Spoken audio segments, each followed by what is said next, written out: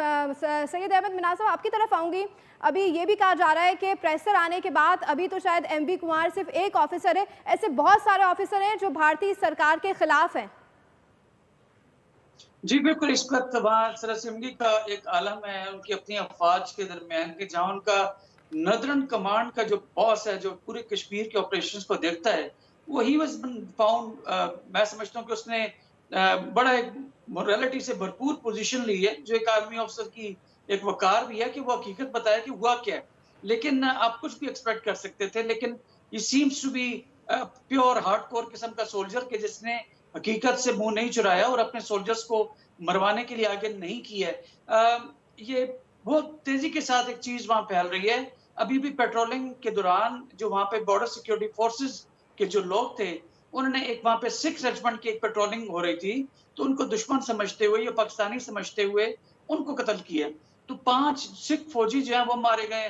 तो अब वो जो मारे गए हैं, अब वो बदला लेने की बात कर रहे हैं। तो इसी तरह बीएसएफ जो बॉर्डर सिक्योरिटी फोर्सेस या सो कॉल्ड रेंजर्स हैं उनके और जो रेगुलर फोर्सेस हैं उनके दरमियान मिस कोऑर्डिनेशन में बड़े वाज़ेह तौर पे नजर आती है।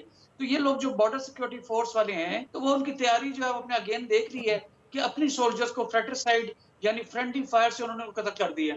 तो ये तमाम चीजें इंडियन मोरल को जाहिर करती हैं, बजाय कि आप उसको तरीके के साथ संभालें। एक प्रोफेशनल एनिमी होने के नाते I have a lot of respect for them, but at the same time मैं किसी सूरत भी जो है वो कॉम्प्लिसेंट नहीं हूँ। मैं उनकी तमाम जितनी स्ट्रेटजीज हैं, टैक्टिक्स है, चाहे वो टेक्टिकल लेवल पे हो, ऑपरेशनल लेवल पे हो या स्ट्रेटेजिक लेवल के ऊपर हो, तो हमने तो पढ़ पढ़ के यहाँ तक पहुंचे हैं, इतने सीनियर रैंक से पहुंचे हैं। तो we are totally completely ready. और ऑपरेशन रेडीनेस अगर उन्हें हमारी टेस्ट करनी है तो 100 बिस्मिल्लाह आए, लेकिन फिर ये याद रखें कि जब 2 न्यूक्लियर वेपन स्टेट्स लड़ती हैं तो कॉन्फ्लिक्ट जब स्पाइरल अप होता है तो फिर ना वो इंडिया के कंट्रोल में होगा ना हमारे कंट्रोल में होगा, और साउथ एशिया का जो अमन है ना सिर्फ वो तबाह होगा बल्कि स्पिल ओवर होगा दीगर रीजन्स की जानिब और then subsequently towards the world side.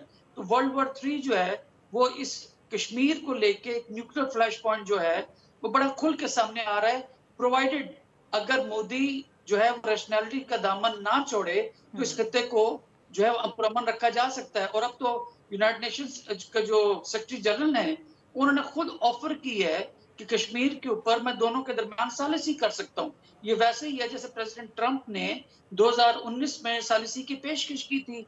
तो लिहाजा एक चांस जरूर उभरा है कि यूनाइटेड नेशन की जो अपनी करारदादें हैं जो अब से 70-72-74 साल पहले वाली हैं, अब उस पर अमल कराने का वक्त आ गया, क्योंकि न्यूक्लियर फ्लैश पॉइंट कश्मीर को मजीद इग्नोर नहीं किया जा सकता एमिड जहां पे पाकिस्तान एक बैटल हार्डन अफवाज रखता है।